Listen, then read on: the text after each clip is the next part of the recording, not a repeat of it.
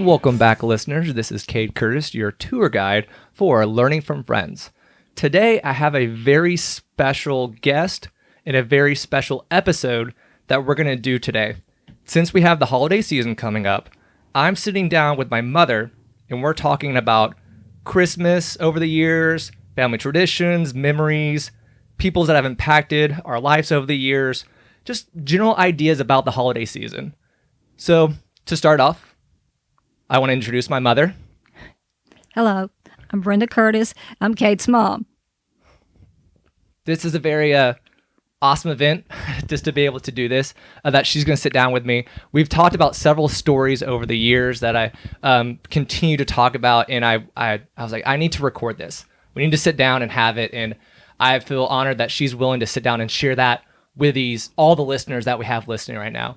So go ahead to start off with is describe yourself to these listeners. Okay. I have spent over half of my life teaching second grade in the same school. And I have been lucky to grow up and live in the same community all my life. And tradition and family means a lot to me. Yeah, and how many years did you teach? 38. 38 years. 37, 38, somewhere along and you there. Taught second grade the entire time. Yeah, my brother-in-law said I wasn't smart enough to leave second grade. In just something that is fascinating and different than most listeners could think about, school during this time period, you had the same, how many principals did you have over your 38 years? I think I had maybe 7 principals. I think it was 7 different principals over the 38 years. And then how many times did you move classrooms? Hold it. 1, 2, 3, 4, 5, 6 times. The 6th time I moved 6 times over the 38 years. Yeah. And my family and my children were the movers. Yeah, we were entirely the movers. Free child labor, for sure on that. They got pizza afterwards. Yeah, we got food. We got fed. It was kind of a kind gift of being able to do that. And you also worked, less than 5 miles, 10 miles from home? It took less than 10 minutes to get there. Now, and I taught all 3 of my children. Yeah, well, you taught me social studies. Yeah. On that. That was arranged so that I could say that I taught you. That's okay. I'm curious about how did things go during the holiday season at school for you? It was was always a big event, but I think maybe a bigger event when we were always a small school, but we grew. And when I first started, there was only 1st grade through 8th grade. And then we eventually moved to kindergarten through 8th grade. And then we eventually lost 7th and 8th grade. But it was a big thing, especially the first couple of years, or maybe even 10 years that I taught. There was a little bit more freedom in what we could do. And you spent from Thanksgiving to Christmas doing all sorts of Christmas things. I remember stringing popcorn with my class and putting it on the Christmas tree. We made ornaments. We did, there was a lot of, we spent most of the afternoons, making Christmas decorations or watching Christmas movies and things, because we taught and we used those activities to teach the kids, but we were given more liberty to do our choices and what we felt like was best for the children. So. And that's definitely different from today, a lot more on it. Not saying anything against today's, but it's something that a lot of people don't think about, those differences between right. less than, you've been retired now for 7 years? 8 years. 8 years. 8 years? Okay. Yeah, this is something I wanted to ask before we dive in a little bit further on stuff, because that's a major part of who you are. And then I worked in the daycare part-time after I retired. And as with all people lately, if COVID is affecting everyone differently in that, and you had to step back. I didn't have to, but I chose to for choices. True. That's right. That was my choice. With that, saying that you grew up in the same area, you lived in the same household, and then you moved next door to my grandfather's house. Yeah, to your grandfather's house. On it, what we're going to go down like a list here of talking about some different topics within. Shall I go ahead and say that when I was growing up and down the road that I lived on, there were my family. The whole road was cousins, grandparents, aunts, uncles, and if not that, it was people that we went to church with. Yeah, and then Now, your question. Time changes. Like it's a continual evolution. Now you can drive down our highways and seeing all the houses that are kind of being tore down and being changed because they're looking at expanding out the highway up here near where my parents live at, and then also driving down the road here off the road that y'all live on right now. There's houses being torn down, new neighborhoods being built.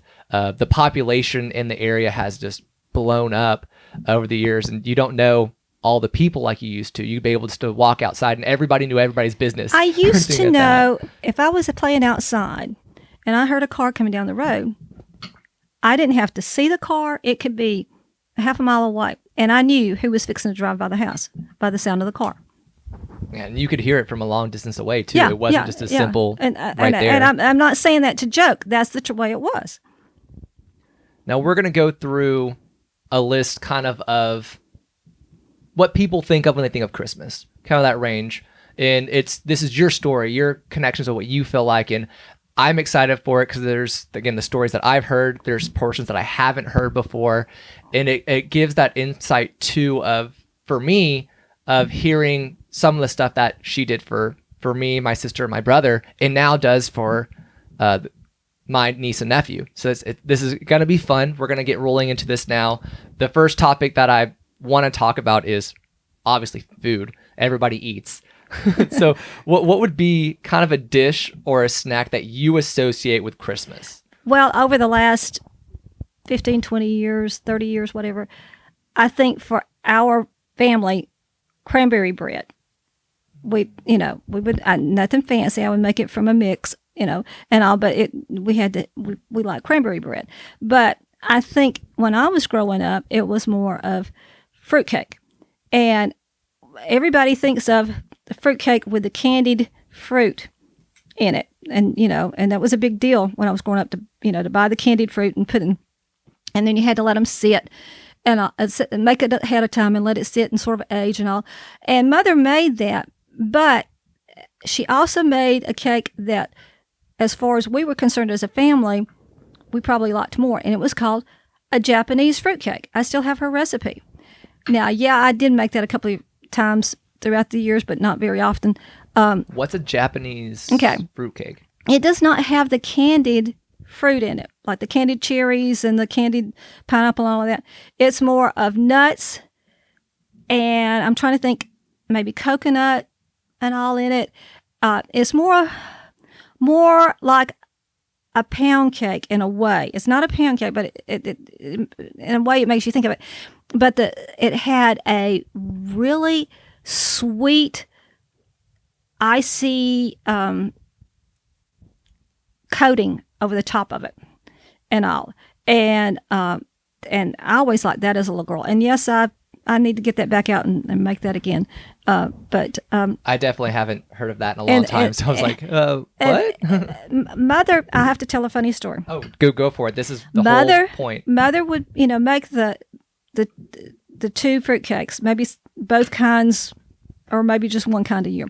But anyway, there was one year when my sister moved to North Carolina and all, and they would always make sure that they were back for Christmas Day. They would celebrate Christmas in their home state, then would be here to celebrate Christmas with us usually. And so Mother would make sure that she would have the fruitcake and all for them. And so one year my brother-in-law knew that she was going to have the fruitcake. So he had my family, teetotalers, we didn't have wine, anything like that in the house, but somebody had given him some wine. And so he had brought it down, and he was going to use that wine to soak the fruitcake. And thought that would be neat and all.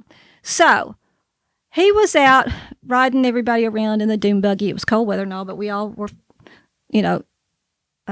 clothed up to get warm and all. And he was riding everybody up and down the road back when you could in the dune buggy. And so while he was doing that, some of us, his wife, my sister, and I and my mother, we decided to take the little bitty cork out of the side of the wine, and we drained the wine out and put it in a separate jar and filled the bottle up with homemade grape juice. And so when he came in, he got a piece of fruitcake. He soaked it in what he thought was wine, and it was the homemade grape juice. And he was just bragging and bragging and bragging about that. Oh, it tasted so good. And we were all just standing there, just, covering up our face to try not to laugh in front of it. And then we later on explained to him that here it was his wine, that he could actually have another piece of fruitcake and soak it in wine, but he had homemade grape juice with the other one. Anyway, so it was, a way to get even with him for all the things that he had done for us. Yeah, he definitely was a joker and always have all these, amazing stories of throughout the years of things that he's done, and always with his practical jokes and stuff. My favorite, always seeing him whenever he leave, goes, "I'm glad you got to see me." Like, it was just always one of those just confidence and just funny little jokes with it. But I again, one of those stories that I'm looking forward to hearing more, because there's a lot of these stories I have no clue about for sure. Now, that kind of transitions nicely into one of the next ideas that I had was there any mishaps whenever you were cooking some of these meals, or that as you got older started cooking as well, that was memorable? I can't think of any really. Mother always, we didn't have turkey and all, and if we had sometimes we would have ham, but I grew up on a poultry farm, so we would, for Thanksgiving and Christmas and those kind of things, we would have a roasted chicken, a whole roasted chicken. And for many, many years, that chicken had been grown on our farm and all. And she would, go to the trouble of, there was a lot of trouble, roast the chicken, and then she would make homemade dressing to go with it and all. And she had a very special recipe using cornbread and all this kind of stuff and milk and all. And one of my nieces discovered that she was allergic to milk. So that the first year that she found that out, we were all trying to really be careful and watch about, having things that she could eat that wouldn't have milk in it. We were trying to go the whole thing about no milk whatsoever in anything. And the dressing was one of her favorite dishes. And Mother figured out a way to cook it so that it would not have milk in it. And it was almost just as good, and it was just as satisfying. But Mother figured out a way to do that. I can't think of any, I'm sure there were times that, pushing it and making sure it didn't get overcooked or undercooked or things like that. But I can't think of any of major disasters, with things. That is always just interesting to hear. On now you're having to do this with my wife with her dietary restrictions that she has, in milk as being one of those that you're having to wear of. So you were kind of, it's like a precursor of continuing it forward. You learn to make do, It's true. Now, with the milk, was that from one of your cows, or was that from one of your uncle's cows? Well, until I was 8th grade, 9th grade, somewhere along there, we had our own milk cow. And yes, we would, Daddy would milk the cow early in the morning and late in the afternoon. And I can remember going to the barn with Daddy after dark, and him milking the cow.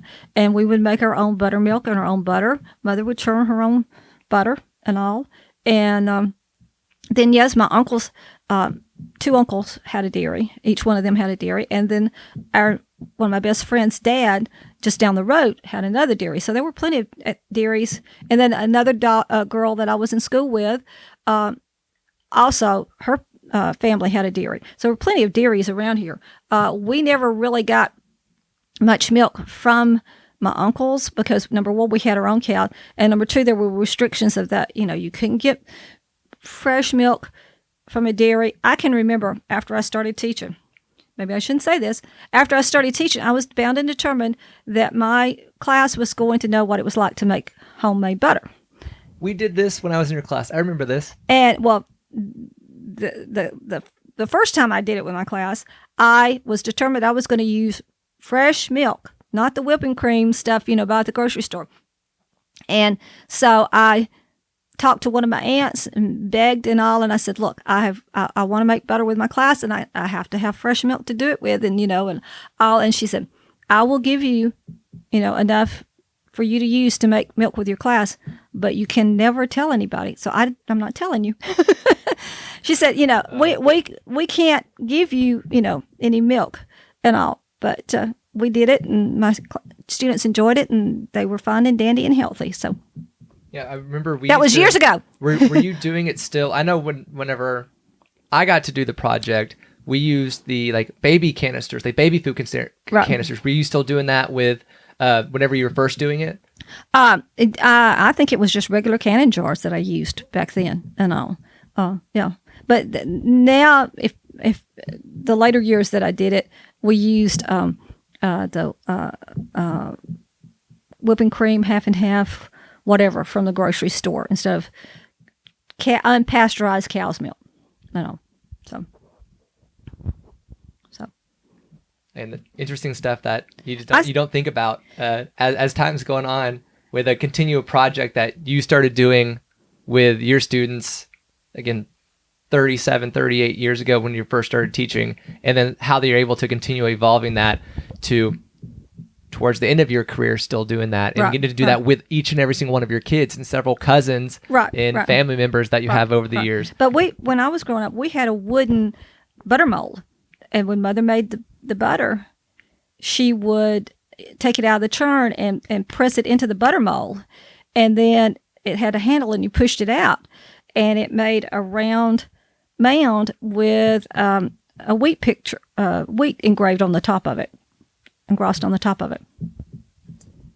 Oh yeah, don't we have that? Yep, still in the. Yep, I have Mother's and my grandmother's stuff that I love that you've preserved over the years and shared with us, and now sharing with my niece and nephew, your grandchildren. Just it's pieces of history that are being kind of forgotten at times, and so it's just a wonderful, beautiful thing that I feel blessed and honored to get to be a part of that. Now with carrying on and traditions and stuff, that's something that I would like to know what it was like for you around Christmas time. Did you hang up stockings? Did y'all have a fireplace? Did you put them up somewhere else in the house? And what were they kind of filled with? And was it did you say that it was by Santa, or was this one that it would say this was from Mom and Dad? How was that? It was filled from Santa, and no, we didn't have a fireplace.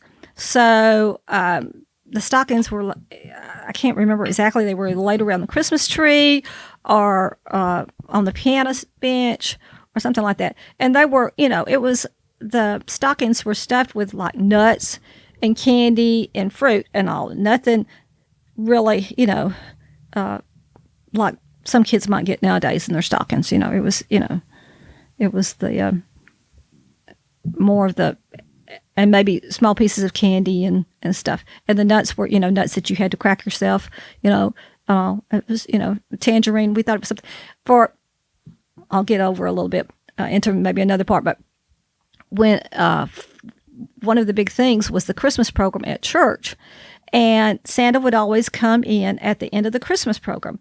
And as he came in, he had helpers that would come in with him, and they would always bring boxes of tangerines, oranges, and apples. And I can remember those tangerines to me were that was the neatest thing, because that's what he gave out. And man, you always tried to, get in line to get a tangerine or an orange or an apple, from Santa. That's what he gave out. Now with Santa, was it usually the same person every year? Was it did you know who it was at that point whenever they came in, or did you know where the fruit came from for at church? No, I mean, he had it was some of the church men that would follow in with him, carrying the boxes and help handing it out and all. And I could not tell you actually who played Santa. I know, that it was probably they probably took turns.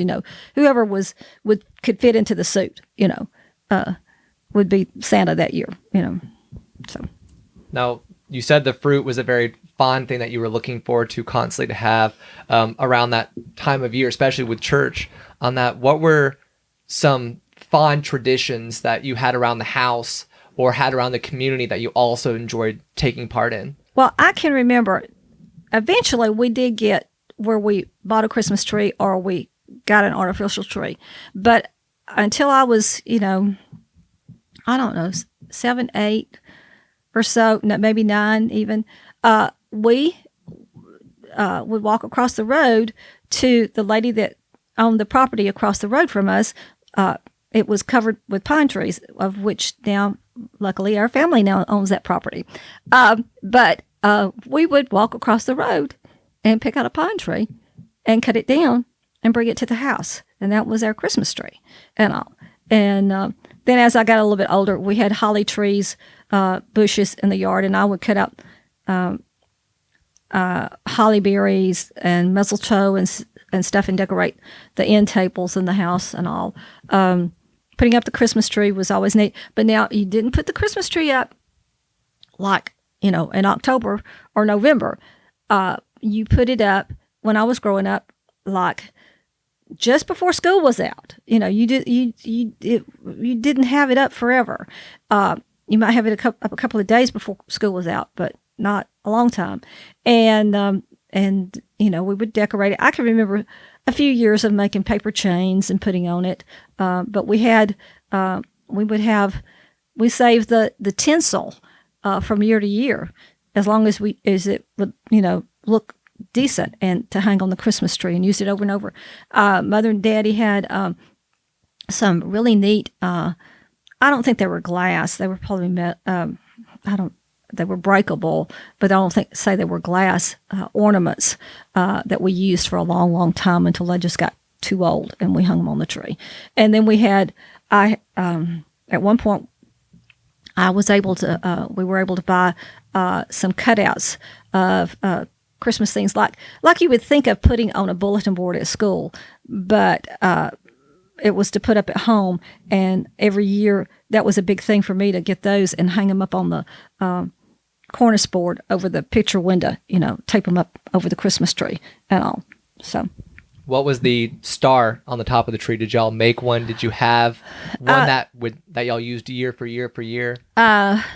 Sometimes we didn't have a star, and then I think we finally had a star that we'd use over and over, and then eventually Mother crocheted an angel that we put on the top of the tree and all. So, and she knitted a lot of things over the years, crocheted. made clothes as well. Like, she was so multifaceted, but she had to be in order to help provide for the entire family. And that's always, I look forward to every year putting up her ornaments that she made over the years for us. Depending on the bells, we have the snowflakes. You have some crochet bells and snowflakes and such, and then she got where she would do things out of beads, and you have some of the beads. I do have some of those beads, and for that, I those are very cherishing for me, and I always make sure that they go higher up on the tree just to make sure that they last longer too. And for me, towards the top of the tree is the more like prominent, more important piece. So that's. Well, and then as y'all came along, my sister came up with the idea of there was getting to be so many of us in the family that instead of buying Christmas gifts for each other, what's the best Christmas gift to get, and what do they not have, we just all would bring a Christmas ornament to our get-together. Thanksgiving get-together. Our Thanksgiving get-together, which was also our Thanksgiving Christmas get-together. And then if you could still get together at Christmas, that was okay. But if you couldn't, you would have been there. And we would all bring it in a package wrapped up in a paper bag or something. And we would draw numbers. And everybody went home with a new Christmas ornament and all. And for my kids, for y'all, we always tried to remember who was the person that brought the the ornament that you came home with, and I think all of you had quite a few ornaments to put on your own tree now. And I still, all my ornaments, we even labeled the year on a lot of them. Some of them, I know we always labeled to make sure that you got yours and your, Yeah, I had CLC, and we had CAC and CKC, so we knew we always had, or just was the middle initial in our name, right. so we were able to know that. Right. And that's, again, special memories. When did that start of doing the Christmas exchange of ornaments? Oh, I don't remember. Probably about when you were about 4 or 5 years old, maybe even 3 or 4 years old. So it's been a long time ago. Yeah, I always think about, for sure, the different ornaments over the years, and we always say, tell us a little bit about that ornament. Whenever you got the number, you had to stop, you'd hold up your ornament and say, you had to make who sure gave this to me? It wasn't the one that you brought. You had to be somebody else's. Yeah, and the person that brought it had to tell you, sometimes we bought them on vacation, so the person would tell, okay, we have some that my brother bought when they went to San Francisco, and they're little tugboats or something like that. And so, and he told the story about they bought them when we're in San Francisco. And then we have various ones from, other places that people bought for various reasons or would hand make or whatever, Spoiler alert for my in-laws this year, that they are getting a ornament from Iceland on a trip that we did. And because I thought about that coming back from the trip, I was like, oh yeah, I need to have that, because that's something, that tradition that you passed down from us and that we've seen over the years. And then your sister makes sure that she buys a special ornament for your niece and nephew, for them to have each year, even though we don't exchange. It's part of their Christmas that they get a new ornament to hang on the tree and all. And now I'm having to be more selective every year on how many ornaments I get to hang, because of my wife has her ornaments, I have my ornaments. And even though it's just the two of us in the household, we only have a small tree, and to be able to figure out what works. So it becomes a negotiation. It doesn't take long for the ornaments to add up. Yeah, they do add up very, very quickly. Now, what was it like for you waking up on Christmas morning? Did you have, when you're on the farm, you have animals that have to be fed, they have to be milking the cow in that place for it. Did you have routines in the morning on Christmas before you could be able to, say, have your breakfast or have opening up Christmas stockings and such? I don't exactly remember. I just remember, I'm pretty sure we would get up and open the presents fairly early, at least the Santa Claus presents, and then eat breakfast. And I'm sure Daddy would get out and milk the cows and whatever. There's one Christmas that and then when my sister lived down the road, after we got everything finished at home, then we would go over to their house to see their Christmas presents and all. And but there's one Christmas that I truly remember, and I was about, I don't know, 7 or 8, somewhere along in the year, and the power went out during the night. We had snow, and the power went out, and it was really cold. And I kept wanting to get up and open, see what Santa had brought. And I was allowed to get up and go get one present, I think, from under the tree, and get back in the bed. And then Daddy and my brother and I spent most of the day at the chicken house. It was before we had the power feeders and all of that, but they had to make sure that they had water and all. So we had a little well just beside the creek, but excuse me, the branch. We called it the branch, and they would either dip the water out of the well or dip it out of the branch and go and pour it in the waterers for the chickens. And they spent most of the day taking care of the chickens. And I can remember sitting in the basement because the heater kept the basement warmer than it did upstairs and all. And finally, I don't know, about dark, the power came back on. And everybody was so excited and so glad and all because, so that was a day that the farm chores took most of the day to do.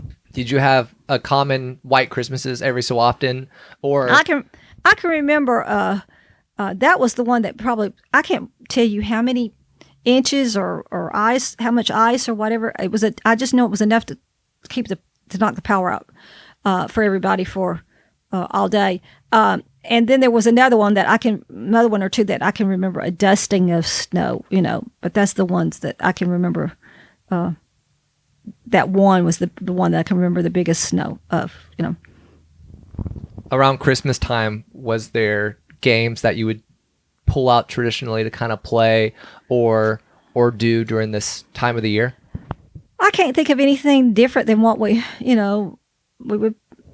we normally did, of Monopoly and Rook and Barbie, the Barbie game board, and that kind of thing. I can remember going to my grandparents' house, and there were so many of us grandkids that, and the house was full of grandkids and all, and we would play like hide and go seek and run and hide. She had a closet that opened in one bedroom and led to another bedroom, and so you could run around the house, go through the hallway, through the bedroom, through the closet, back into another bedroom and around. And we do that, and play hide and go seek and all in the house and all. I can remember those. There's also, can I throw it in here? Oh, throw in, go for it. Everything is wide open. Can you tell them about Christmas Eve gift? Oh, Christmas Eve gift. This is my favorite because I'm super competitive about this. The Christmas Eve, you have to, at midnight, or this is my thing at midnight, the first person to say... At midnight, meaning at 12:01 a.m. on December the 24th. Yeah. For me, it's 12 o'clock in 1 second or 2 seconds because I like to time everything out with it. But the first person that you try to say it to, Christmas Eve gift, the idea is they owe you a gift, or that they, owe you kind of something like a little special something in memory of you. I'm competitive and try to get everybody at once. I've gotten to the point where I just do text messages now, but it used to be you would call. A lot of the times now I actually call, specifically mom.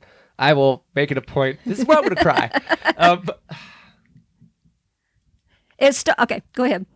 It started off, and I'll fill in for a minute and then you can finish. It started off as I can remember going down to my dad's parents' house. And like I said, there were 6 kids in the family, grown-up kids and their wives and husbands, and then everybody had kids in and out. And I can remember if you were there already in the house and somebody was coming in the door, all the grown-ups were standing there yelling, Christmas Eve gift, Christmas Eve gift, because they wanted to be the first one to say it.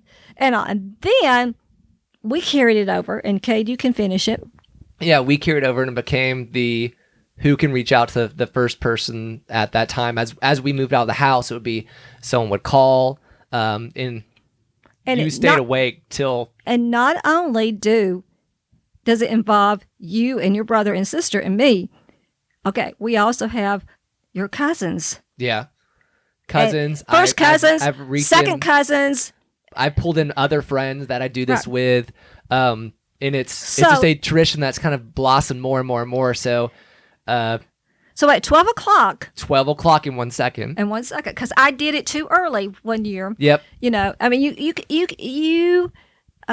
it's like who can be the champion for the whole group, Yeah.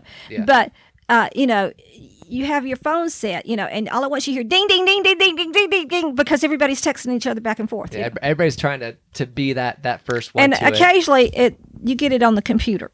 Sometimes they do them on the computer. I think the past year, 2 or 3 years, I'll send out a text, but I'll try to like call one or two people that I'll try to hit, because of now we're kind of getting to that age of technology where it's just, okay, we can send a text and it's instantly there, but I kind of miss that interaction of that physically doing that, because of the last 6, maybe 7 years, Christmas for me has been with my in-laws, which is in Ohio. In Ohio. So I'm not here in that sense for it. So it's definitely one of those ones that I have to enjoy it that way, because my wife and I split holidays of which one goes to where, and I get Thanksgiving and she gets Christmas. Right. We're able to go that. So that's why I always try to make sure that I get mine in somehow. In our opinion, the golden prize on trying between my brother, my sister, and I of who can get mom first, and if mom can be able to get us, whoever kind of goes that route with it. But I do find it interesting that our family, my nieces and their children, and my brother and his children, my sister, it's spread out, and they all get involved in it, and all. And as far as I have to look it back up, but it's a tradition that goes back past, and I'm not saying just our family. It's an old tradition. I think it actually goes back into Europe. I remember reading up about it one year that I think it's like Norway or somewhere like that it originated. It's an old tradition. You could be able to write if you have that knowledge, insight to it. I know we can look online, but send me emails, everyone and the listeners to it. And if you do it yourself, send me an email, let me know how you do it, or comment on the Facebook page or something like that, just to kind of let me know what your tradition is. If you do that, how that kind of works out for you, because everybody has a different approach to a Christmas Eve gift. They may call it something different as well. So give you listeners an opportunity as well to kind of share that with us. What is some of those traditions that you had as a child that you've brought over to us, your kids and your grandkids? Besides Christmas Eve gift, because that's one that some of the traditions that we do now weren't necessarily things that I did as a child. I mean, some of it, but we started years ago doing the Advent wreath, and I didn't know about that as a child. Okay, and so that was always a big thing. I hope when y'all were growing up. Yeah, it was a big thing for us. We still have the same Advent one that we've used all those years. Yes. Who made that? Did you make that? Grandma make that? No, it's a metal one that I bought, and then I found the artificial flowers to go, greenery and stuff to go on it and all, and then you put the candles and all. But the other day, the grandkids were here. It was not Sunday, but they weren't here on Sunday. But we lit the candle, and my grandson had the privilege of lighting the candle, and then my granddaughter had the privilege of snuffing the candle out. Yeah, we have a angel, like one that you'd be able to kind of get into it. And my dad always has the teaching us bad habits of he would lick his fingers and put it out with. But not now with COVID. Well, not right now with that, but yeah, it would. I remember doing that, and could you do it without burning your hand? Yeah, could you do it without burning your hand? And I get in trouble for doing that. And what's the saying when you play with fire? What happens, Mom? You get burned. No. What's the other one? If that child that plays with fire. You wet the bed? Yeah, you wet the bed. That child who plays with fire wets the bed. I don't remember you ever wetting the bed, though. Oh, well, no, but it was always just the saying that would always be kind of said with that. And another tradition that we had started at some point when y'all were little and carries over, and we had to do it the other day with the grandkids, is I was back when you were growing up, I found some cloth that you sewed and put together, and it made an Advent calendar. And it has the picture of the stable and the shepherds and Mary and Joseph and the wise men and all. And then you have a little cloth star that you move around with a pen, and you put it on the day countdown. You know, like today would be, for us right now, would be December the 4th. So the star, which you can move after a while, goes on December the 4th. And it has, each square has a character from the biblical story of the, either the wise man or Mary or Joseph or a shepherd or a sheep or a camel, and you move it around until you get down to the 24th, and it stops. And then I remember we have, I don't know if you still have it. Do you have it's like a house that we open up the windows? Yes, it's laying on in the living room right now. I always liked that one. That was always a good fun one to sit back and kind of peel the doors open on that one. I think it's a barn, actually. Yeah, I know it was something with windows. Yep. I Yep. We had that before specifically. I got the cloth one, I think. Really? I thought the cloth one was older. Maybe. Who knows? Whatever. Yeah.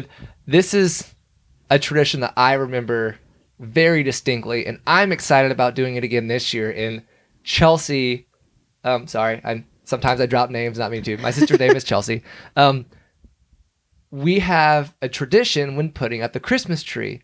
Mom, when did this tradition start? First, I'll say what it is and see when did it start? There is only 2 Christmas albums in my household that mean the most to me, and that is Roger Whittaker's Christmas And John Denver Muppets. Yep, John Denver's Muppet Christmas. Those 2 records are the most important records in my repertoire of 500 plus records in Callan. Dang it. This is where I drop off.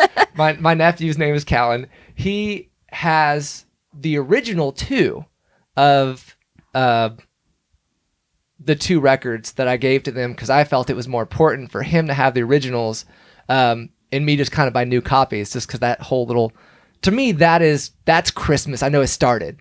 You have to listen to them while you decorate the tree. Oh, yeah. Or you have to listen to them while you're opening Christmas presents. Some Or baking cookies or something Right, that had like that's that is another Christmas. tradition. That's another tradition of making homemade sugar cookies, or you buy the roll and you roll them out and cut them out and decorate them. But I don't know. It started when y'all were little. Your aunt gave us probably each album, maybe at different years. I had never heard of Roger Whittaker until she gave us, and John Denver, my hero. That's like your hero, yeah. My hero. But she gave us the John Whittaker album, and we liked listening to it, and so it just and we always liked John Denver and the Muppets, and John Denver's got a couple other Christmas songs besides the Muppet ones and all. Yeah, but you can't beat the Muppets. No, 'cause but the you can't beat the are Muppets. just, But- their own special world. But somehow that was to us the music that y'all related to, we related to, and that's what we always did. Now there's the other tradition of each one of y'all had a turn of putting one of your Christmas. You chose which Christmas decoration to put up. Well, yeah, And, because if not, then one of us would take one side of the Christmas tree and never Right. the other one would not get to have his Right. space. But now your older brother, being born almost on Christmas, had a little wooden Christmas manger scene that he got to hang up at the top of the tree. And then my niece made us some very special wise men out of clothespin and some Santa helpers, I think, out of clothespins and all. And they always get to go at the top of the tree. There's in her memory. A moment where a little bit of crying, just to kind of catch back in. Very important person to us. So give us a second to kind of regroup ourselves. And then while you're recouping, we were talking about traditions and all. The year that your brother was born, was the year that the movie The Christmas Story came out. Oh yeah, the Christmas story. And so your dad and I and my niece and her husband went to see it at the movie theater after our early Christmas get together. That's what it was, after our early Christmas get together. And a few days, well, maybe we went. Maybe it was at Thanksgiving we went. Anyhow, it was our Christmas because it Thanksgiving. came dinner. out 2 weeks ago. I did it for Today in History class. Not class, but in class. Right. And I remember it came out. I think it was 2 weeks ago, And or maybe it was last week. anyway, we went to the movie theater and saw it that year. That was when it came out. And then a couple of days later, we went up to the hospital with your brother being born, and we spent Christmas in the hospital with him. And so it's been a tradition for our family every year since then to either rent the movie or watch it on TV or whatever. And of course, I think you and your brother have carried it a step further, where you think you have to go to a Chinese restaurant somewhere around Christmas time. Yeah, we used to go watch a movie and then go to a Chinese restaurant. That hasn't really been able to be done the past couple of years because me going up to I go up to Ohio. But we did that constantly. That was a heavy tradition. And I'm going to put in one that sticks close to me of a memory with movie theaters in Christmas range. I had a dear friend of mine that it was shortly around the Christmas time that she got hit in a car accident and killed right out front of one of the movie theaters in that my brother and I used to go to all the time. And around that Christmas time of the year, I can no longer go to that theater. And whenever, because of just how much memory it kind of brings up around that time of the holiday season. And anytime I go up to that red light, I have to stop and look 3 or 4 different times. And usually somebody will honk the horn at me because of that. Just that memory is so powerful in that time of the season. So anybody that has lost a family member around the holiday season, it's a lot harder for you. I sympathize and I relate to that, and we all have that out there for us. And it's good to acknowledge that it's there too. Don't try to hide from it, that it's a healthy thing. Right. You have to deal with it. And I say deal with it. If it makes you sad, it makes you sad. That's the way you deal with it. Indeed, for sure. That the previous episode before this, we actually talk about mental health for a section on it, and I think that's just something that I want to reiterate with you all of, if you need some assistance or you need something from another individual, well, it never hurts to ask. And that's a hard portion for a lot of people. We all forget that Christmas is not always a happy time. It can be a sad time, even if you haven't lost anybody. It can be, for some people, it's a difficult time. And sometimes it could be just lonely because of families being so spaced out. Right. And times changing and all. That's true. That is definitely one of those ones that we have been very blessed to be close enough around each other. That family is, I could say, we really, in all honesty, minus myself and my wife, we are within a 15, 20 mile range of all of us. Oh. Now, like easily, to be able to get back and forth. Y'all are within a 15, 20 mile radius of us.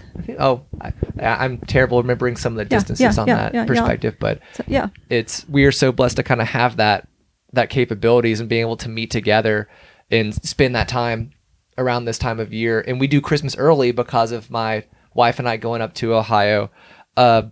So this is just jumping back in, since I said time. I said not time, but since I said about homes, it popped a question back in my head of, what is a Christmas smell to you? Like, what is something that you associate with Christmas time and smells? That's just, I don't know why, that just pops up. Fresh pine or fresh evergreen. Let me put it that way. Fresh evergreen. That, and that's why even there's times that if we have an artificial tree, I might, like to go out and just cut some pine boughs or something and just smell it. It's just, or I'll have a candle that smells like evergreen. That, to me, that's the smell. Is that something from, I'm curious, with going across the road and trimming up the pine tree and bringing it in? Or is that just a traditional something you have always smelled around with church? That's, when I was growing up, the trees at school, the trees at church, the trees at home were real trees, evergreen trees, and all. And so that's something that just, stayed with me. I've seen a couple pictures of this, and I don't think I ever got to experience it. Okay. But I know what you're going to say. The bathtub. I knew you were going to say that. Okay. When we moved, my husband and I moved into, I had already bought and we refinished it on my grandfather's house. Okay. And my husband's dad gave us a clawfoot cast iron bathtub. And this will be a fight over when both parents pass on who gets the bathtub? Well, no, it won't be a fight. It'll be who can move it out of the house. Which will be a fight over who has control over moving it out. Well, what I'm saying, who can get it out of the house, because this is the story. Okay, when we first, my husband's dad had this clawfoot bathtub, and that he had gotten, somebody had given it to him, and all. And so when we were remodeling the house, it was going to go into the one bathroom in our house, And so when they were remodeling the house and they went to put the bathtub in the old bathroom, it wouldn't fit because it was too long. And so it sat on the front porch for a while until we had people stopping because they saw the clawfoot bathtub and they wanted to buy the bathtub. And we said, no way. So we moved it inside the house into the living room. And we filled it full of pillows and all, and we used it as a couch. You laid in it and all. You had it full of pillows and all. So then come Christmas time, we thought, you know what? We have no place to put the Christmas tree. The Christmas tree goes in the bathtub. So we put the Christmas tree in the bathtub. So we continued that when your brother and sister were little, because that way we could put the presents and stuff down inside the bathtub, and they, for the presents for the grandparents or whatever and all. And they couldn't unwrap them, and all. And so so for, I don't know, 4 or 5 years, 5 or 6 years, the Christmas tree was in the bathtub. Yeah, I until we added this. onto the house and built a special bathroom for the clawfoot bathtub. Yep, which is reinforced and specifically built in. So getting it out is going to be a pain at some point. Because when they built it and they were adding onto the house, and they moved the tub into the new bathroom to set up about where they put the pipes and stuff at, and they were going to move the tub back. And then a couple of days later, they were going to move the tub out of the bathroom to finish up the bathroom and finish up the floor and all. And they couldn't get it back through the door because they made the door the normal size of the door, and the bathtub won't go through a normal size of the door.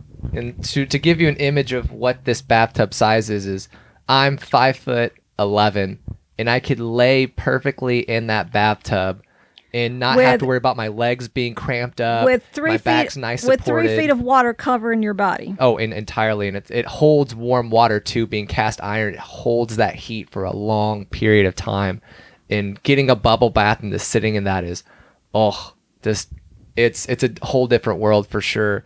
With that, now, the Christmas tree. Y'all had a live. Sorry, I totally just jump all over the place. That's just my nature. The Christmas tree. Y'all had live Christmas trees with brother and sister. I never got a live Christmas tree. I don't remember ever having a live Christmas tree. I remember having only like 2 or 3 Christmas trees over the entire life that we've had that were the fake Christmas trees that we put up. Okay. Even with your brother and sister, most all of our trees were artificial. Okay. I did make a point of 1 or 2 years. I said, we're going to have a real Christmas tree because of the smell of it, And we actually, the tree on the corner up here, one of them, not the tallest one, but the other one, is actually one that we got with roots on it. And then eventually set it out in the corner up there, and it grew and it grew and it grew. And what is it, about 30 feet tall? Oh, easily 30 feet tall. And there's 3 of them out there now. Or is there 2? One of them is one that we got from my cousin's house and set it out. It was I don't think it was a Christmas tree. It was an evergreen tree, but I think she had a cedar that we wanted, and then the other one is the Christmas tree. So I think there's only 1 or 2. I did not know that one of the Christmas trees that you had roots from this actually was a Christmas tree at one point that y'all put outside. That's and then cool. There were a couple of years that we did put lights on it, but then they got so big we can't get the lights on it. I did remember putting the Christmas tree lights on it. I have to tell one story. Okay. Well, you got to tell several stories. There's not just one. There's one that I have to tell. That when you were about 2, okay. I think I know what this story is. And your brother and sister, your dad had carried them to the Christmas program practice at church, okay. And you were not going to be in the program. You were at home, and so you were in the house, and we had the Christmas tree up, and heavens, I think it was an artificial tree. I don't think it was a real tree, artificial tree. And we had one of the cats in the house. I miss this cat. This is my favorite cat of all time. We had the cat in the house, and you and the cat were playing, and somehow you and the cat decided that he wanted to climb up the Christmas tree. Probably because I was terrorizing it too much. I don't think you were terrorizing him. I think don't you were just, know. y'all were playing. Yeah. And he ran up the Christmas tree, and you came and got me and said, "Tree fall down." And the tree was luckily leaning against the couch, but the cat had climbed up the tree and knocked the tree down, and you said, "Tree fall down." I've always heard the story, but I don't have vivid memories that far back as childhood, but I could picture it, especially with every so often, brother or sister will literally show me one of the Christmas ornaments that's broken because of that moment. That's true. That's true. I forgot about that. So I never get to live that down. But this cat was Blackberry. The name was Blackberry. It was black as night. It was almost like a Persian cat with how fluffy it was. But me and this cat had like a relationship like no other. Like I would get out of the bathtub and he would come up behind and lay down behind me and like almost put his claws into me and make me sit still and would lick my head dry. Yes, like, I forgot about that. It That's was right. yeah, it was amazing like thinking about that of just how he would just do that. And I'm going to tell a little story here about this cat just because of how phenomenal it was. We were getting rabies shots for the cats and dogs, and we were driving up Smithwick Hill, and the cat jumps out of the back of the car.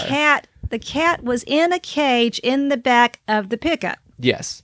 And coming up Smithwick Hill. Probably going about 50 miles an hour at this point. I don't know. going up Your the dad hill. was driving. I was at home.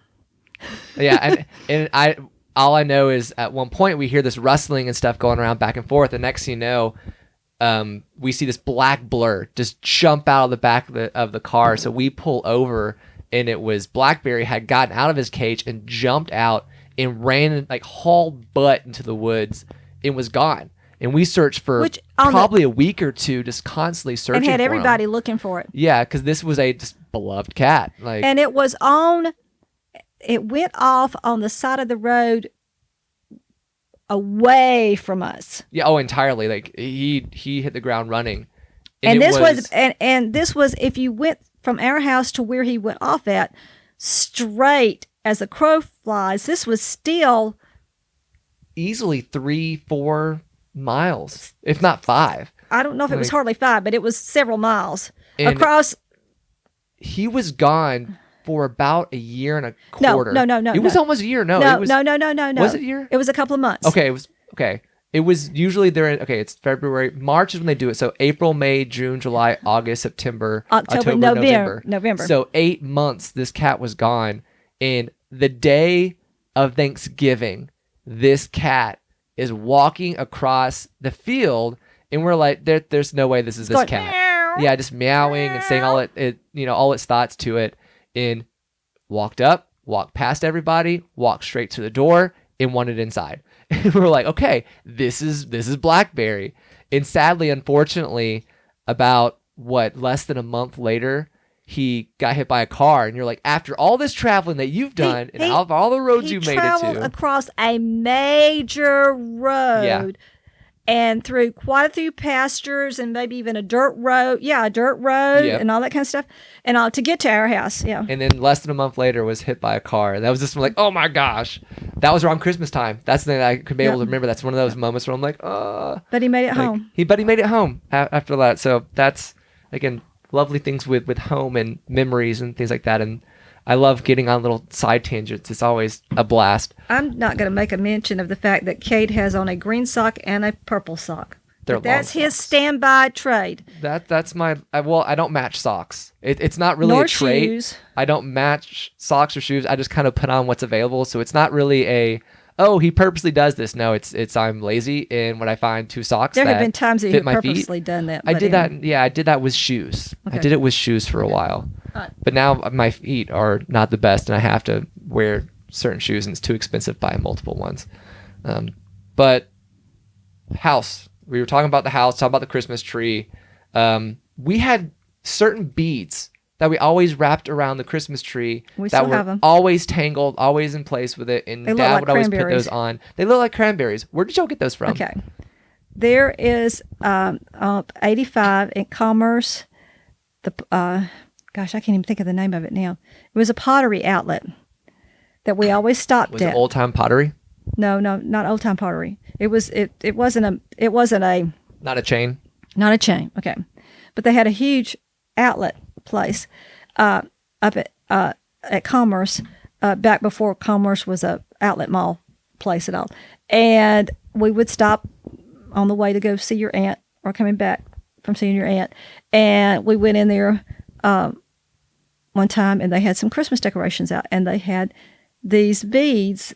I think part of them are one strand may be wooden, and another strand is like plastic or fiberglass or something, and they all look like cranberries, and we thought that was the neatest thing. So we've got several strands, so they always go on the Christmas tree. Yep, they always do. And Dad is the one who puts them up. That and the Christmas lights. Yep. And we argue about whether they should be all white lights, clear lights, or all colored lights. And sometimes it's a mix, but Depending upon what plugs in and what's working at the time. or who happens to be the one to get the lights out of the attic. That's true. That's always a mess of untangling. As everyone knows, untangling lights and untangling anything is just a mess. And eventually things break and things stop working. But the beads never have been broken. Nope. That is an Nope. extremely impressive feat that I will say for sure is amazing. A smell that I associate heavily with Christmas, and I always have to have, is making the Christmas cookies and laying out the dough, putting it down in place. And speaking of Dad, with his fun little quirkinesses, always seeing him in the corner picking off the dough that's raw and eating it in that place Until he gets yelled at. until he gets yelled at, and then a bunch of us start doing it as well, and we get yelled at as well. But did you have a recipe that you specifically go off of? There was several years that I used Mother's sugar cookie recipe that came out of her home ec book, I think, that she had when they had to buy their books back when she was in school. And I think it came out of her home economics book.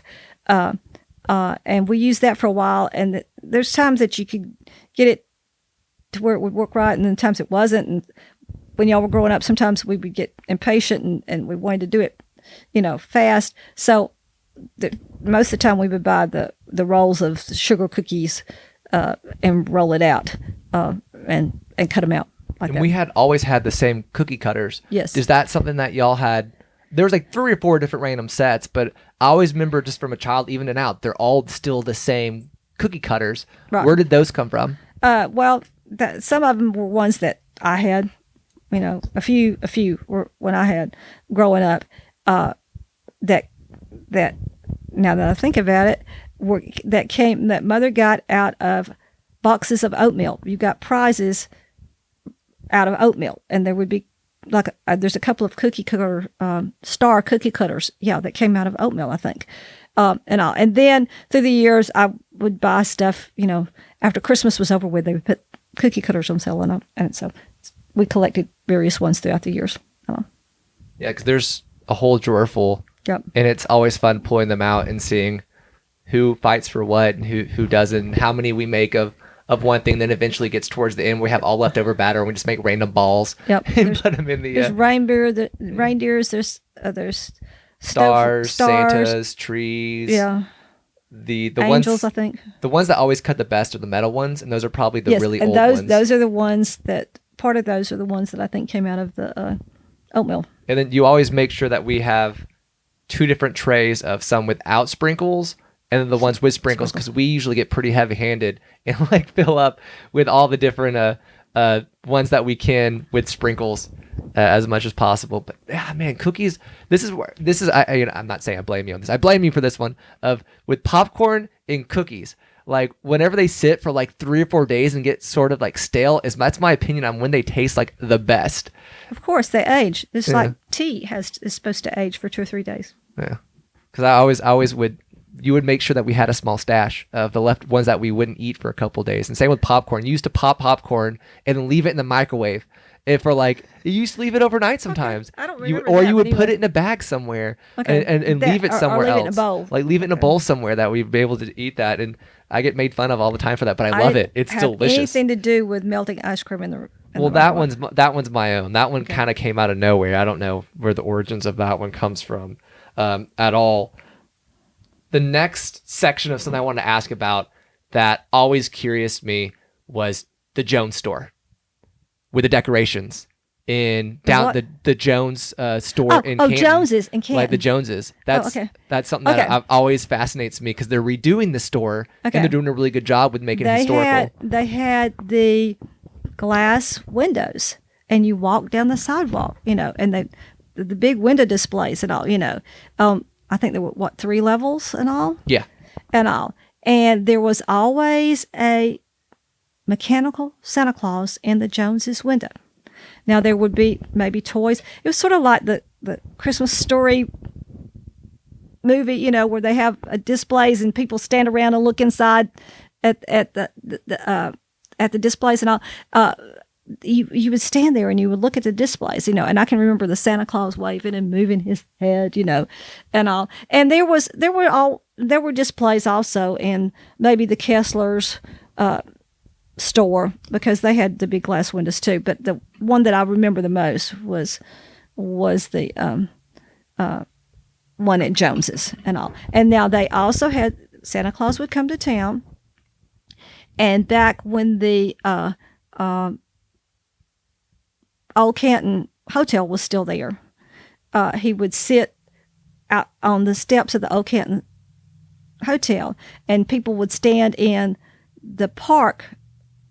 There is a park there now, but there was a different park there at one time, and stand in the park and watch him sit on the steps, and you could walk up and talk to him, and the radio, WCHK radio, would be there broadcasting it, around, and if you wrote a letter to Santa Claus, you mailed it to WCHK, or dropped it in a box somewhere, and every afternoon for I don't know if it started the 1st of December, I guess maybe, for at least 30 minutes, maybe an hour, they had Santa Claus on WCHK, and he would read.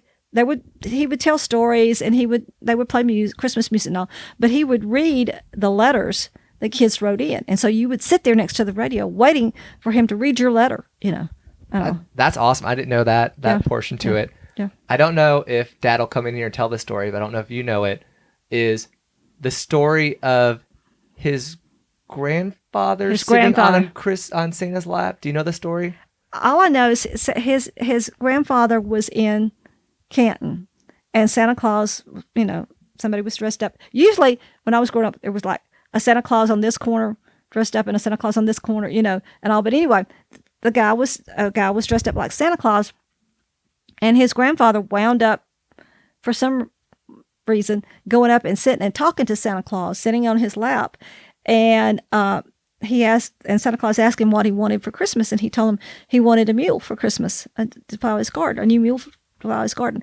And the newspaper took a picture of him sitting on his lap, and it was in the Cherokee newspaper, the Cherokee Tribune and all. And yes, we have a big copy hanging up on the wall. I always get a laugh looking at that picture. It's always fun. He was a jokester and I never got to meet him, but I've heard all the kind of different stories Yeah. over the years. Yeah.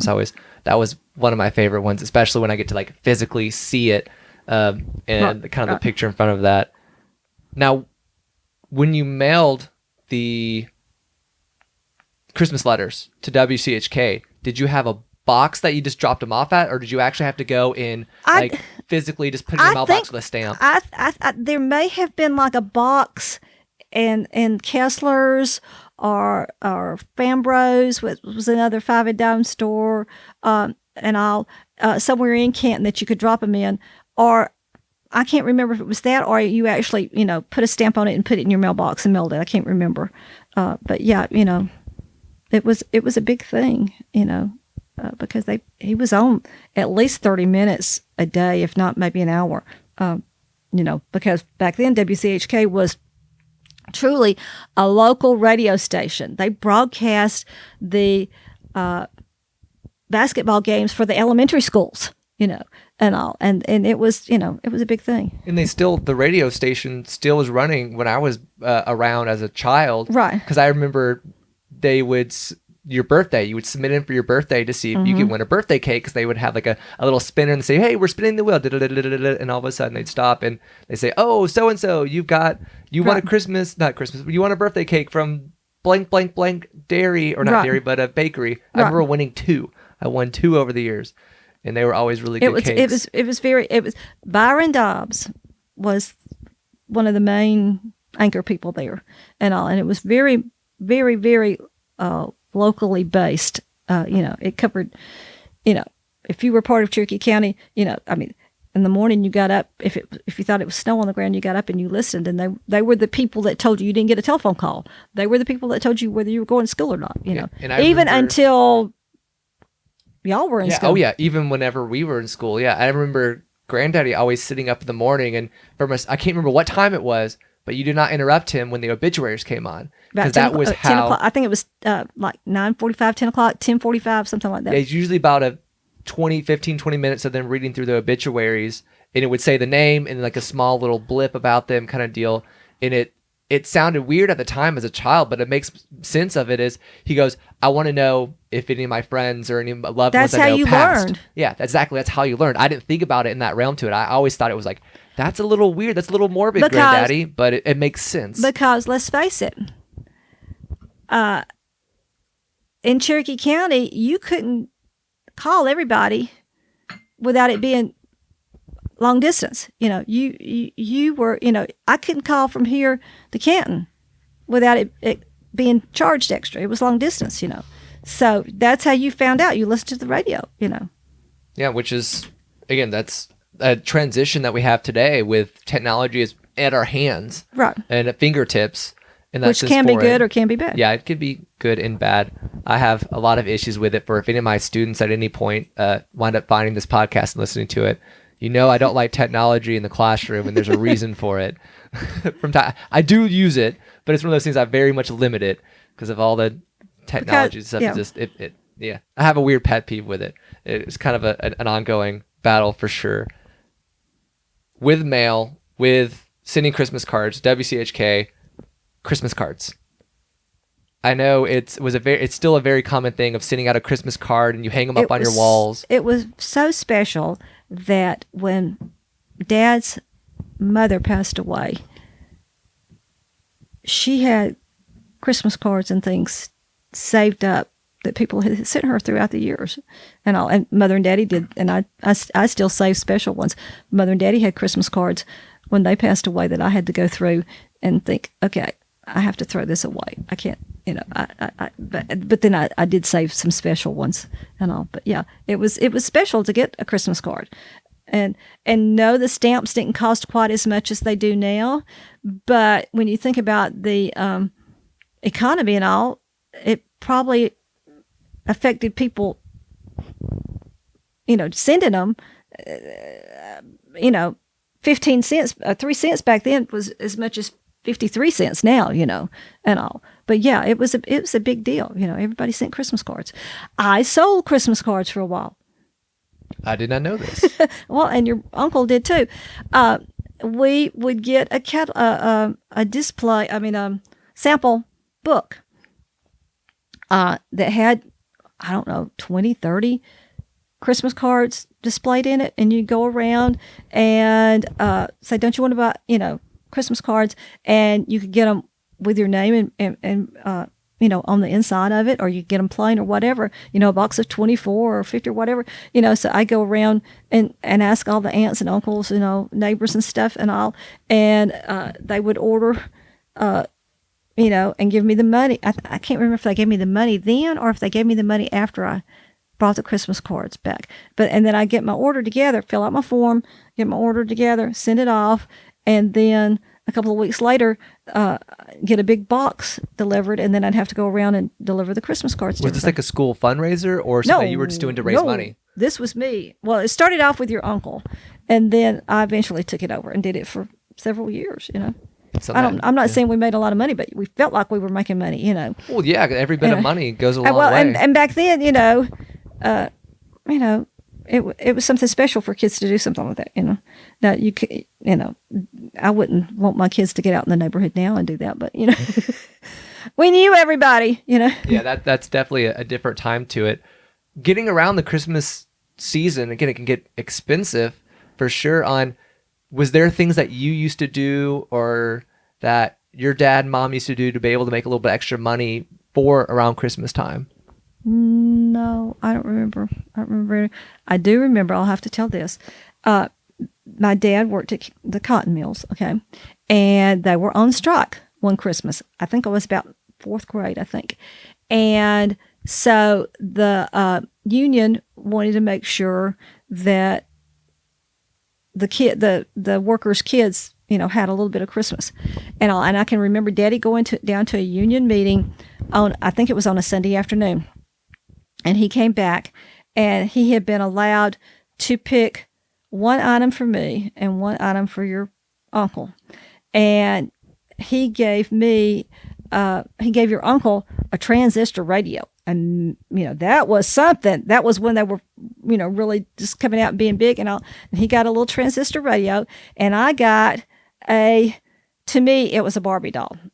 Now, it was probably a fake Barbie doll. And I can remember carrying it to school after Christmas, and one of the girls saying, "That's not a real Barbie doll." Well, I didn't really care. To me, it was a Barbie doll. It was, and I had it for years. I don't know if I still have it now or not.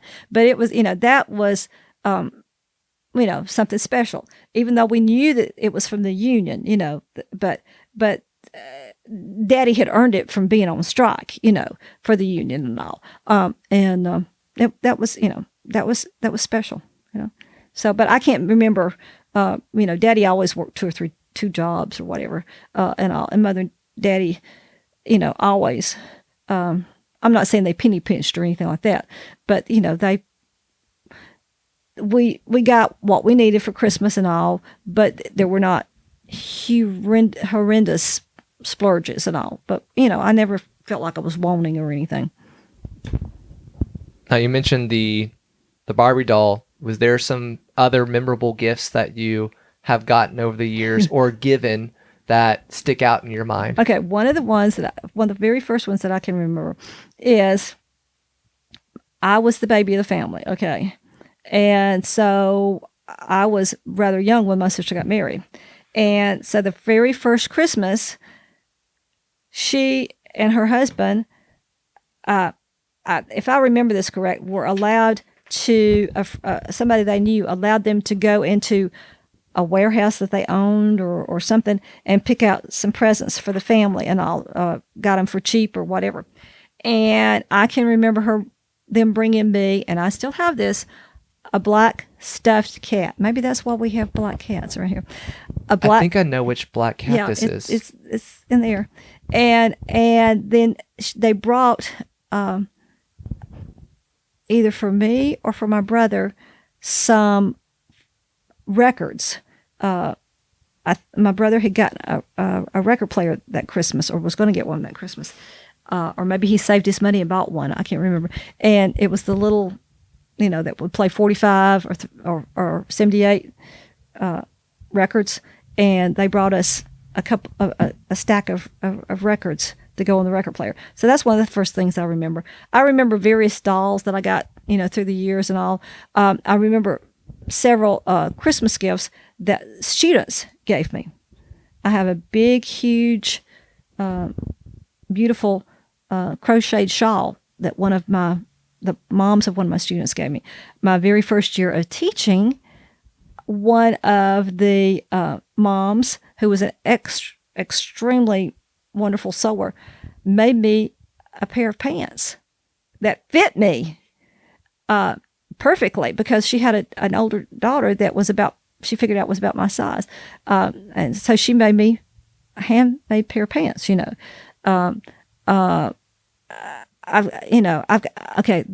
skirt that goes under our Christmas tree. Yes. One of the moms of one of my students made that skirt I'm still using under the Christmas tree and all. So there's, various, Christmas presents like that, that I remember. Now, over the years, I know that you've done some phenomenal stuff for us kids on Christmas. How was it, that transition of going into adulthood in being Santa? It was sort of fun, to actually have the chance to do that. And I can remember when y'all were little, we really tried to be careful and say, okay, we're only getting so many, toys for each one and all. And then after a while, we sort of followed it and we didn't follow it, but it was fun to try. Didn't help that we had grandma and granddaddy next door too. That right. could chip in on stuff.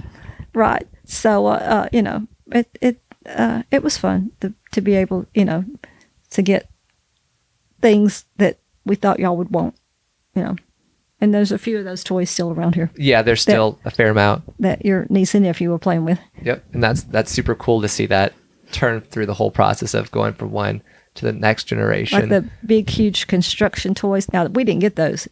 Your dad's parents, well, we got some of them, but your dad's parents also got some of them. The big, huge metal construction toys and Love stuff. those toys. Yep, I know. So, when was it that you found out about the secret of Santa? I don't remember exactly. I think I was sort of figuring things out that Christmas that I talked about, that the power went off, and it was cold and all. And that was one of the reasons I wanted to get up and, see what Santa had left, was because I was, thinking about things and all. So I don't know. I can't tell you for sure. I don't remember exactly, I remember my siblings ruined it for me in I was gonna third say. grade. And I was very upset about that because I had several arguments with classmates about it for a long period of time of like, no. And then it became a spoiled moment for me. But I still remember constantly of getting a stairwell or getting wherever we can to be able to try and get a peek or kind of see what was going on with what Santa was dropping down for us. And I always made I don't know if you ever know this, but I always was curious I was like, we have a chimney, but it goes into a little furnace here that literally heats up the entire living room. I love that Not furnace. a furnace, but it's a wood heater. Well, wood heater. Which is a handmade wood heater. We'll have to Yes. say Yeah, that. that my uncle, your brother-in-law, made, and it has the penny on the front from the year on it, but that thing Right, is right. phenomenal. No, it has 2 pennies. 2 pennies? Yeah, one on each side. Oh, one on each side. Yeah. But I always wondered, how does Santa make it through opening the door and also making it through the flue pipe? That was always something that was curious for me. And in my head, my brain went to, he used the side door that's off the side that you could be able to have access to the flue. Yeah. No. That was just something that I would always every so often look in there just to see how there was magic of him coming in. I don't know if you know that or not, but I always just kind of thought that was very interesting. There's a tradition that you haven't mentioned yet about with Santa, for him to be able to come down with his sleigh. Do you remember what that tradition is? The luminaries? Yeah, the luminaries. Yeah. When did that start? Y'all were very young. I couldn't tell you exactly when, but y'all were very young. But yeah, we may have tried it with paper bags. I don't know. I never remember the paper bags. I don't think we ever did. I think we just thought, we'll just save plastic milk jugs. And we cut the plastic milk jugs and put sand in the bottom of it and put candles in the sand. And then they line up and down the driveway and we go light them. Yeah. Yeah, I another one of those moments where you hear the line of the child who plays with fire wets the bed. Constantly was, because I loved getting in there and trying to do it when we had the really long sticks, and sometimes we didn't have the long sticks. The long matches. Yeah, the long matches. Sometimes we just have the small ones, and so we'd burn our hands a lot trying to do it.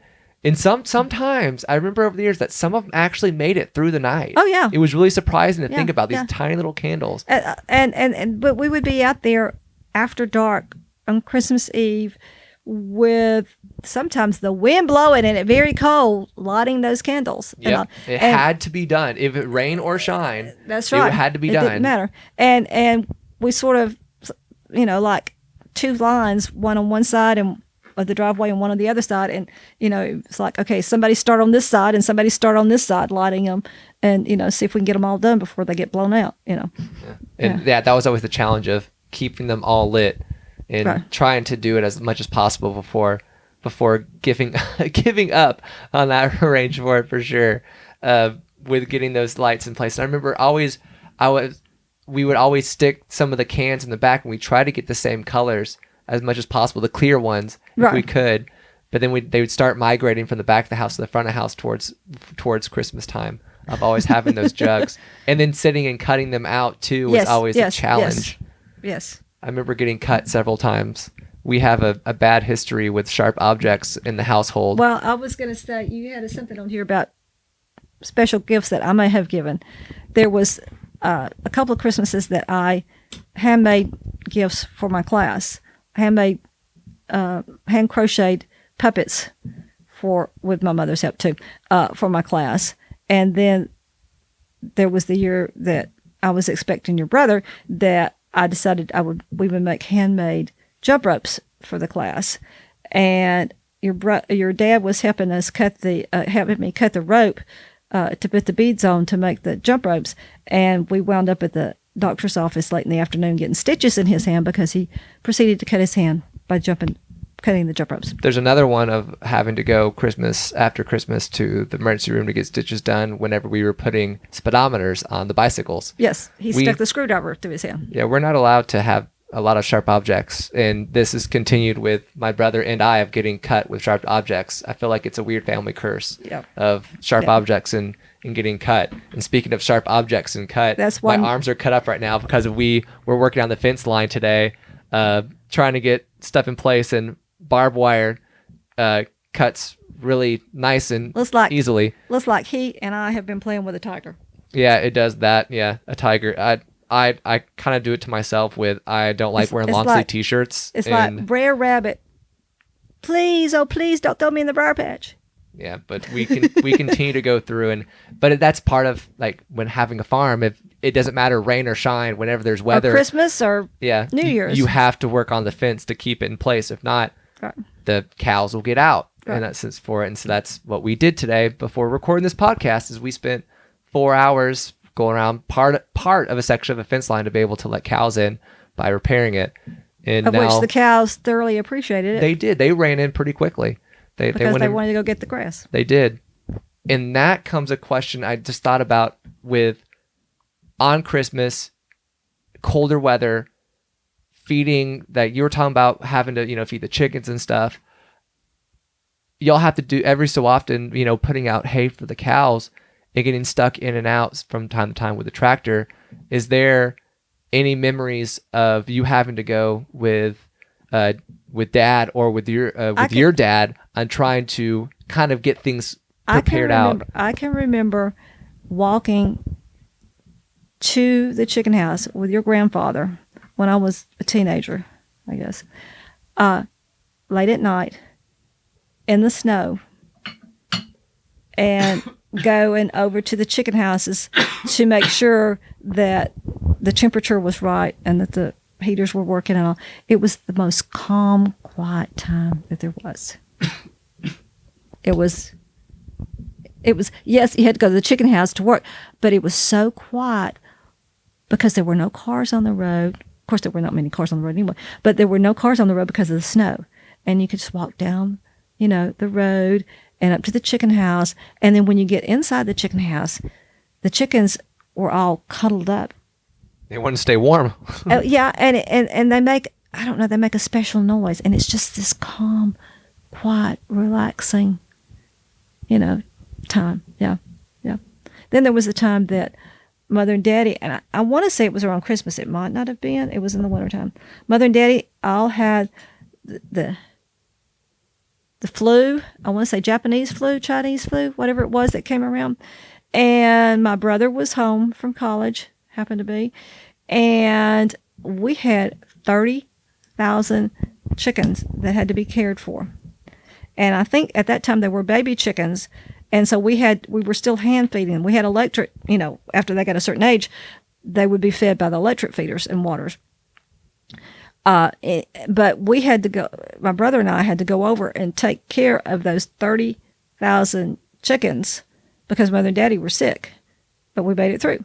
You just did it. Yeah, and this is you had to do that. Yeah. And having food and having opportunities to get items before Christmas, did stores shut down a day or two before Christmas, day after Christmas? How did the stores there were no handle... Black Fridays as far as I remember. No, yeah, but I'm saying like for Christmas in terms of getting like the day before or the day after Christmas kind of. I know they were. I know they were closed Christmas Day. I can't remember. For us, we didn't go shopping. During the middle of the week that often or anything. So I can't say for sure whether they were closed on Christmas Eve or what. But I know for sure all of the stores were closed Christmas Day. Come what may. I don't. And I can't say for sure about the Christmas Eve or the day after Christmas, but I know they did have some sales after Christmas, if they had things left over. But of course, some of the stores would just bag them up and save them for next year. Yeah. And I want to say for those that are having to work Christmas, whether you are in a medical field job or you work in retail or volunteering in some services to us, thank you for your time and giving that. And I know it's hard to be away from your family members for this. I know you have to be able to provide a living as well for yourselves. Thank you. We deeply appreciate you, and I hope you and are we able take to you for granted too often. We do. We take you for granted too often. So if you are out and about and you see someone who's having to work on Christmas or know someone who's having to work on Christmas, listeners, please take the moment to thank them and wish them a Merry Christmas. Always, as I tell you listeners to always like give someone your full attention.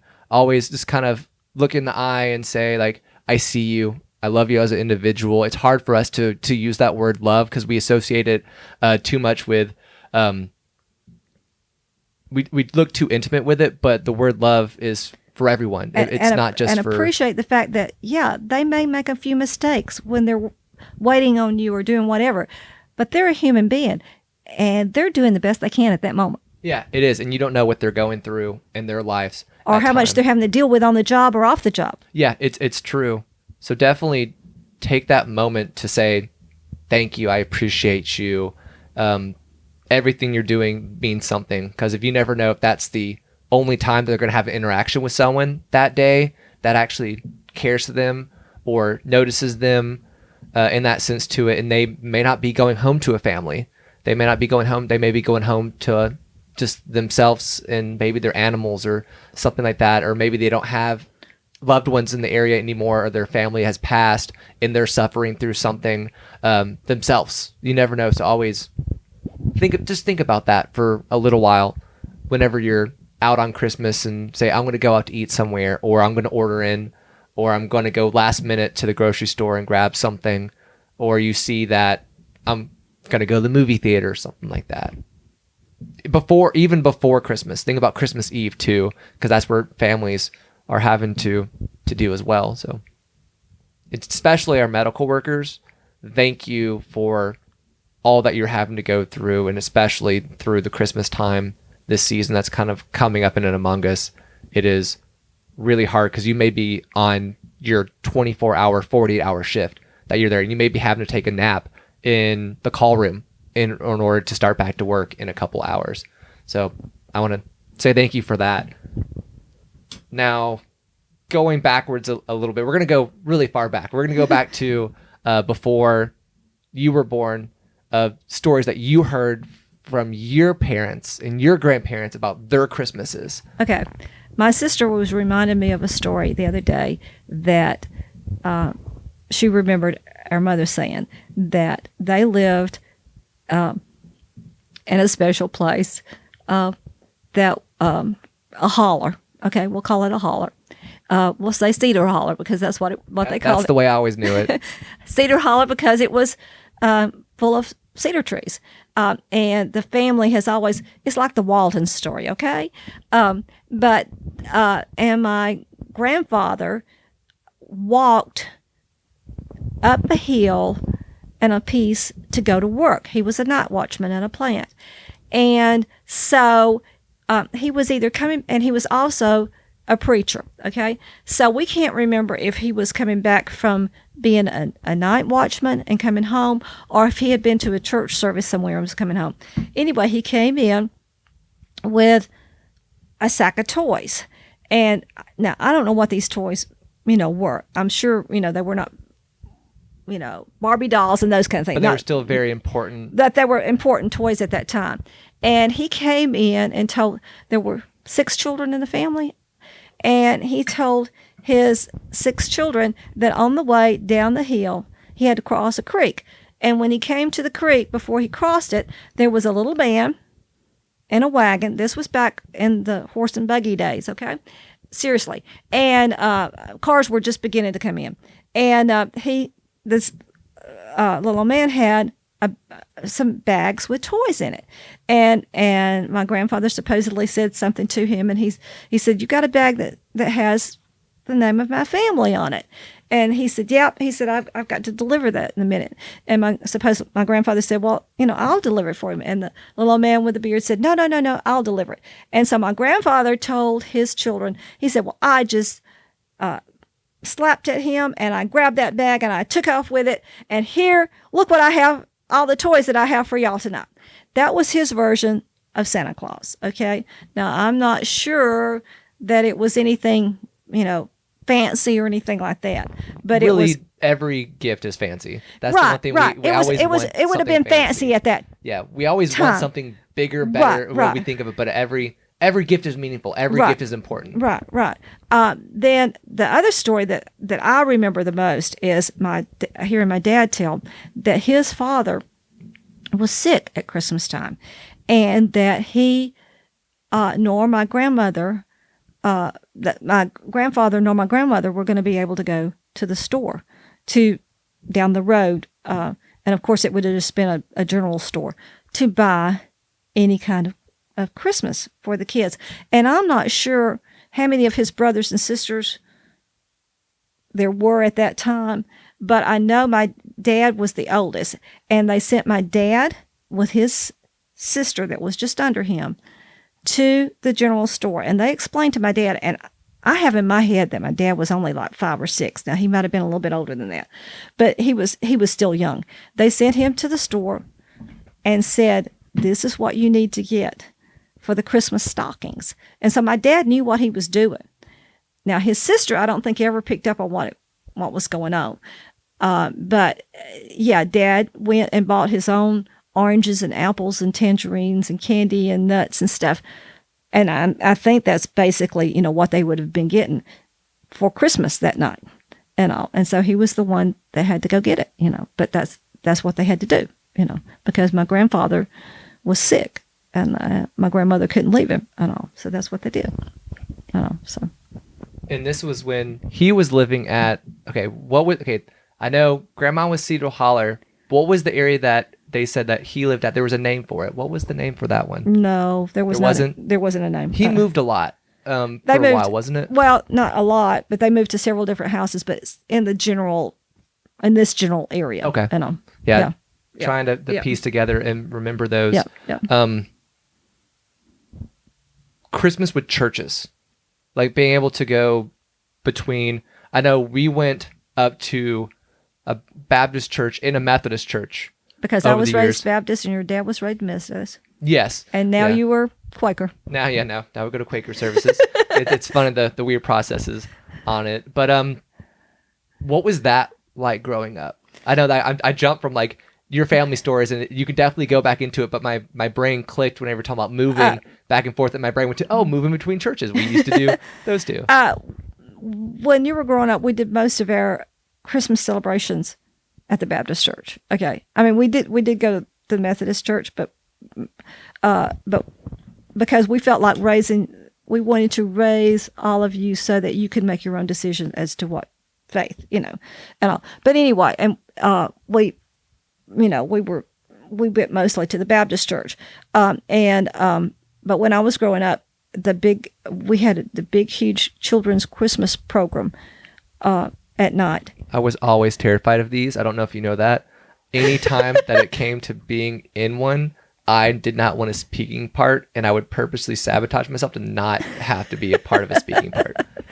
Well, I know when I was growing up, it was always you wanted to be an angel or Mary, and and I did get to lead the choir at one time.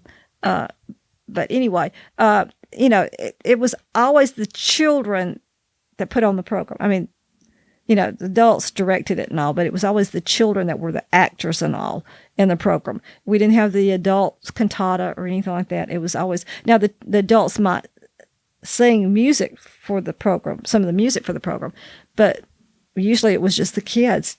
I mean, the kids acting, the kids, and it was we had a huge tree.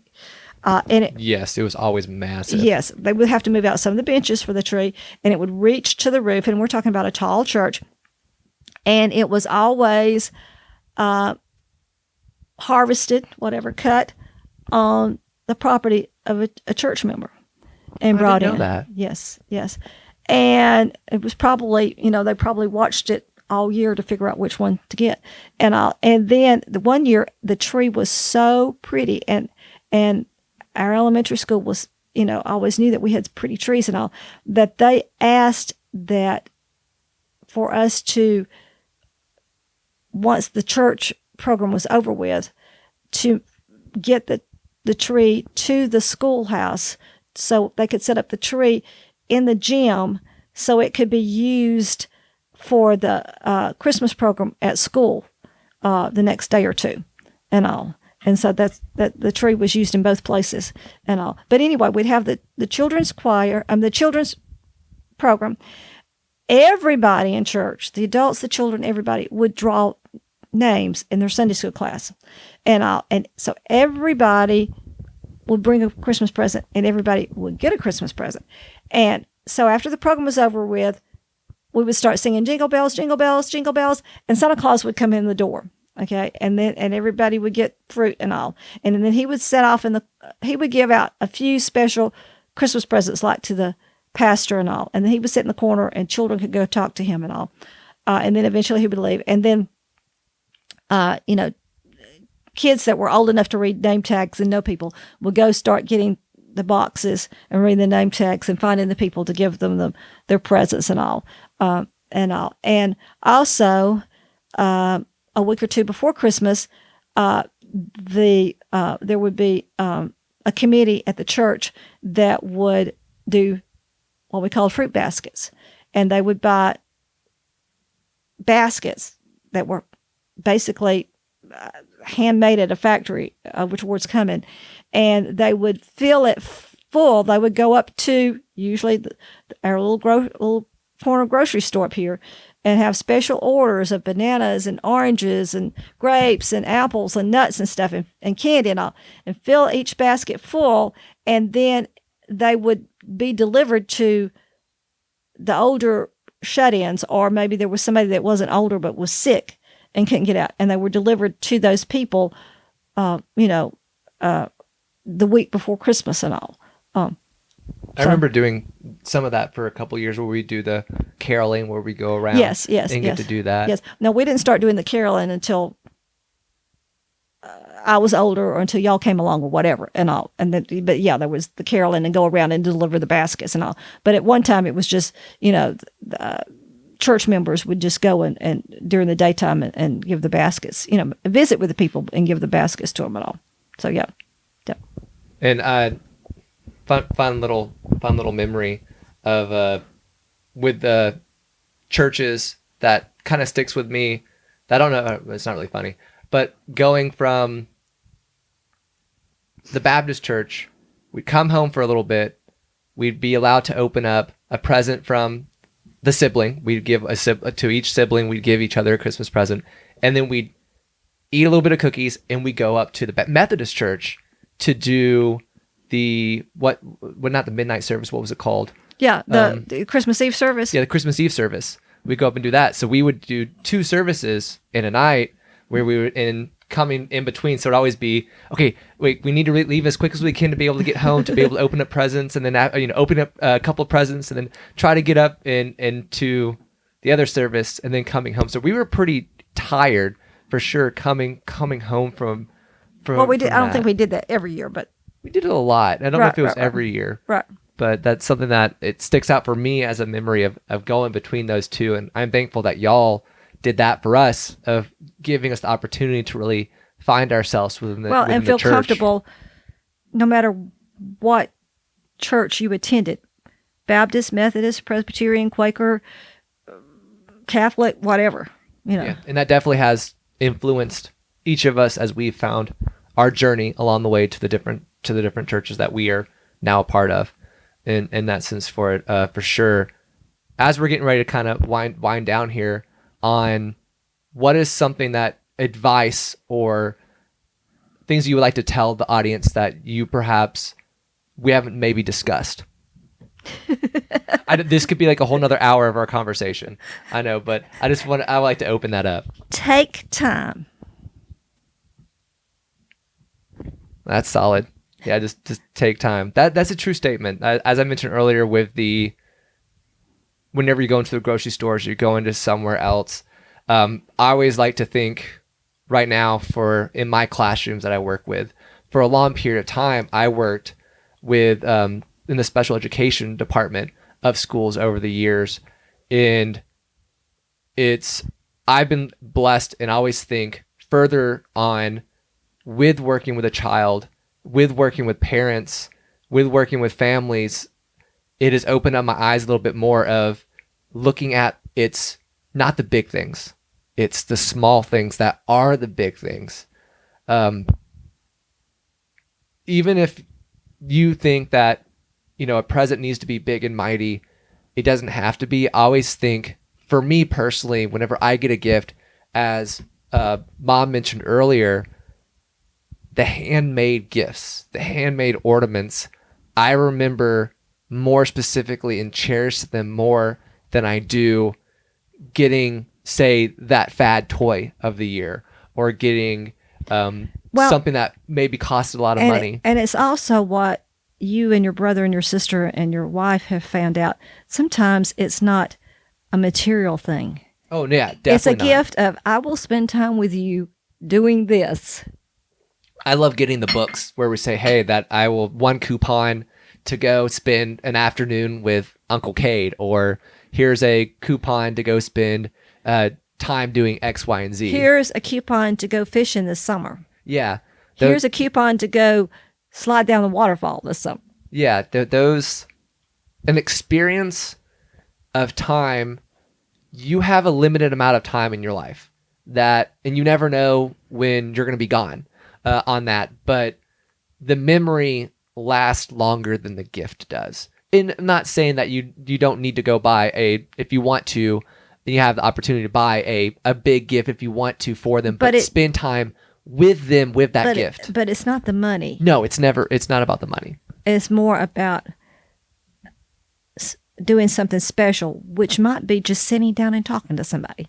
Yeah, and I make it a point, even though I'm not in the state, I call and talk to my family down here, because of it's, for me, like the most important thing for me in my life is my family and my friends. Like, I always like to use the quote of, your friends are the family you've chosen, but you still have your family that's given to you, that have raised you and helped you over the years for that. So you have to make sure that you honor both people in your life to do so. And even if it's just a simple calling them to say hi, it's you're thinking of them. Always like think of people within the holiday season. And if you haven't, say, talked to someone in your family for 20, 50, 10, 55 weeks or whatever, it's a time to try to maybe reconnect if you have the opportunity to. And I'm guilty of this entirely. I know that there's several family members that I've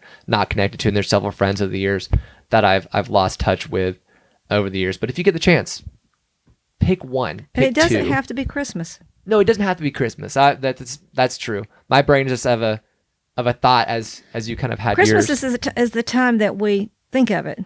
Yes, but it is. doesn't have to be Christmas. No, it doesn't. That's a true statement. Anything else that we want to kind of add to let the listeners know? I'm just proud of you. thanks. Those words mean a lot. For sure, I have a rough issues of not being self-confident in myself, and taking compliments is always just been a struggle of mine. And that means a lot because, like, you're my favorite person in the world. For sure, because of things that you've always sacrificed and done for all of us over the years. And I love my dad to death as well for being able to do that. Dad worked night shift for a large portion of my childhood, but he always made it a point to coach, to spend time after school, even though he may have only slept a few hours, to make sure that we knew that he loved us and that he wanted to be here for us in that sense. And you always were, I remember, even if you were grading papers, you were at the event, and you were always like, you made sure that you drove us there. Even if you just sat in the car at some points because you needed to be able to have a break for yourself. In that sense, you were always so selfless of staying up late at night washing dishes because you wanted to make sure that you were spending time with us more than working on the dishes at that time, because you wanted to stay up later in order to do that, so you weren't missing out on that time. And thank you for both of y'all. You're welcome. That's what family is. What does it say? We are family. Yeah, that's a true statement. And I'm a crier because my mom's a crier. We had a bet as to how many times I would cry during the show. Well, Kate has surpassed me. Okay, yeah, I've cried more than my mom has. Because this is the kind of like content that I love giving to people, because this is real content, and I'm hoping that this is my takeaway for each and every one of you, is take the moment to ask someone a question, create a conversation with or just a listen, loved one, or just listen. Yeah, or simply listen. Allow someone the opportunity to share their story with you, and give the chance to learn from friends, learn from others, learn from friends. That's really all I can say for that takeaway to it for the evening. Is there anything that you want to say for a takeaway? No. As I bid you all adieu for the episode, I want to remind you to let your curiosity fly high, and subscribe, like, share it with a friend. This episode or any episode that I release out bi-weekly, I'm hoping that eventually I'll get to the point where I have enough content that I start releasing weekly. I know this month there has been 3 episodes that you will get, because I'm going to release one the week before Christmas. This one's going to be released the week of Christmas, and I'm releasing an episode after Christmas because I want to stick to that 2-week schedule. But I want to thank each and every one of you who are listening to this, whether you are a teacher friend, whether you are a friend that I had from high school, a former coworker, or someone that maybe I have not met yet. Hello. I hope you're doing well. Very happy holidays. I won't say Merry Christmas specifically because I'm not sure your nationality here. I know I've got some listeners that have reached out to me from other parts of the world. That has been very unique experience for me. So thank you for all that. Hope you have a happy holiday season. No matter which holiday it is, Yeah. because it might not be Christmas. Yeah. It might be a different holiday, but happy holidays. Or you may not celebrate a holiday, but you may represent enjoy the winter. Enjoy the winter for sure. But this is Cade Curtis, your tour guide from Learning from Friends. Have a happy holidays.